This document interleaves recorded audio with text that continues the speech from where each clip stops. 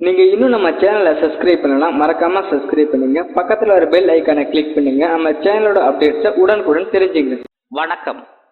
வாழிய நலம் வாழ்த்துக்களுடன் உங்கள் அன்பு நண்பன் ஸ்ரீகிருஷ்ணன் பேசுகிறேன்.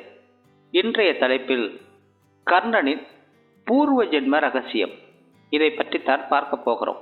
பூர்வ ஜென்மம், கர்மா, ஊழ்வினை என்பதற்கு புராணங்களில் ஏராளமான தகவல்கள் இருக்கிறது. கார்த்திகைக்கு பின் மழையும் இல்லை, கர்ணனுக்கு பின் கொடையும் இல்லை என்பார்கள். அந்த அளவிற்கு கர்ணன் இல்லை என்று சொல்லாமல் வறியவர்களுக்கு வாரி வழங்கியவன். ஆனாலும் தன் வாழ்நாளில் அவன் சந்தித்த சோதனைகள், வேதனைகள் எத்தனை எத்தனை! நல்லவனாக இருந்தும் நல்லவனாக வாழ்ந்தும் நிம்மதி இல்லாமல் போனது ஏன்? தாயன்பு இல்லாமல், தாய் தந்தையர் யார் என்றே தெரியாமல் வளர்ந்த பிறகும் பல அவமானங்களை சந்தித்தானே, ஏன்? என்ன காரணம்? காரணம் இருக்கிறது. கர்ணன் முன் பிறவியில் அசுர குலத்தில் பிறந்தான். அப்போது அவன் பெயர் சகஸ்கர கவசன். பிரம்மாவிடம் பெற்ற வரத்தின்படி அவனை வெல்லவோ கொல்லவோ யாராலும் முடியாது என்கிற நிலை. அப்படி என்ன வரம் பெற்றான் என்று நினைக்கிறீர்களா? சகஸ்கர கவசனின் உடல் 1000 கவசங்களால் போர்த்தப்பட்டிருக்கும்.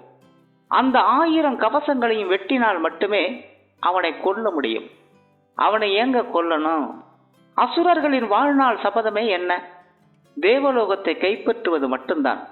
அதையே தங்கள் வாழ்நாள் லட்சியமாக கொண்டு போர் தொடுப்பார்கள். அதே கதைதான் சகஸ்கர கவசன் விஷயத்திலும்.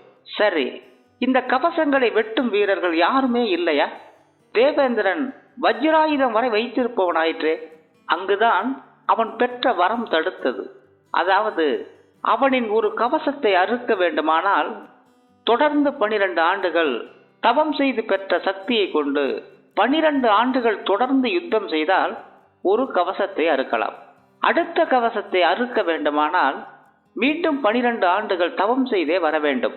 12 ஆண்டுகள் யுத்தம் செய்ய வேண்டும். யாரால் முடியும்? இந்த சக்தியை பெற்றிருந்ததால் தேவர்களும் தப்ப முடியவில்லை. ஆனால் தன்னை வணங்கும் பக்தர்களுக்கு அபயம் அளிப்பவராயிற்றே மகாவிஷ்ணு, அவரே அந்த பணியை மேற்கொண்டார். எப்படி? நர நாராயணன் என்கிற வடிவம் எடுத்தார். நரன் என்றால் மனித சக்தி, நாராயணன் தேவசக்தி. மகாபாரதத்தில் நரனாக அர்ஜுனனும் நாராயணனாக கிருஷ்ணனும் அவதாரம் எடுத்தார்கள். அந்த வகையில் நரன் தவம் செய்ய அந்த சக்தியை கொண்டு நாராயணன் யுத்தம் செய்தார். இவ்வாறு பெற்ற வரத்தின் பிரகாரம் தவமும் யுத்தமும் தொடர்ந்தது. 999 கவசங்களை அறுத்து முடித்த நிலையில் காலப்பிரளய காலம் வந்தது. எஞ்சிய ஒரு கவசத்தை அறுப்பதற்குள் அவன் சூரிய மண்டலத்திற்கு சென்று விட்டான். அவன்தான் மறுபிறவியில் அதே கவச குண்டலங்களோடு கர்ணனாக பிறந்தான். அவன் செய்த கர்மாவின்படி அந்த கவசமும் அறுக்கப்பட வேண்டும். அதற்கான தண்டனையை பெற வேண்டும் என்கிற அடிப்படையில் தான் இந்திரன் அந்த கவசத்தை கவர்ந்து சென்றான்.